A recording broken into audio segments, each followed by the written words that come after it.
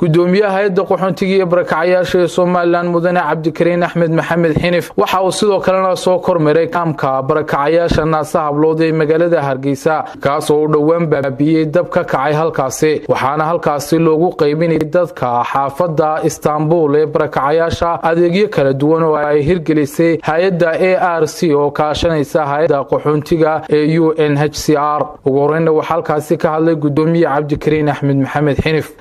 away goglanayeen bustayaashii ay huwanayeen weelkii wax ku cunayeen saabuuntii wax ku meydhanayeen shirkaamadii biyaha ku shubanayeen waana 246 qoys oo dhameystiran qoys waliba inta wax ka helayo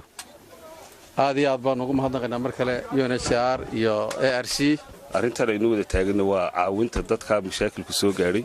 insha Allah hay'adahaana waanu sii taagnaan doonaa waana kordhin doonaa wax qabadkayga sida gudoomiyuhu noogu sheegay noogu amaanayna runtii waanu ku sii waday sida ugu dhaqsaha badan leh dadka masaakiinta ah loo badbaadiyo anaga way nagu dul dhimatay dadkii oo bislaaday baa si xun u geeriyooday aad iyo aad baan uga dhibaataysanoo uga murugaysanahay sida u dhimatay hooyaday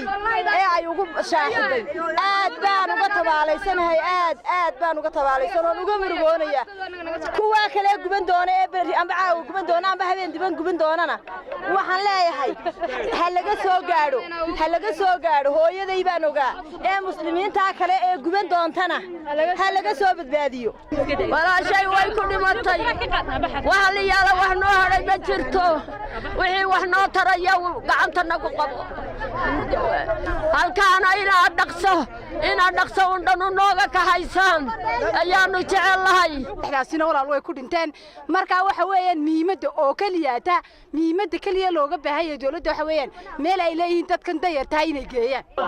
wax allaali wax badbaado oo meesha ay kala bixin dadkaasi ma jiraan nafta intii dadka jilicsanada arkaysin ayaa meesha jooga iyo maatii caruur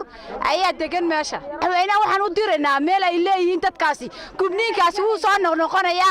meel ay leeyihiin dabada saaran ayaa muhiimadu waa meel ay leeyihiin dabada saaran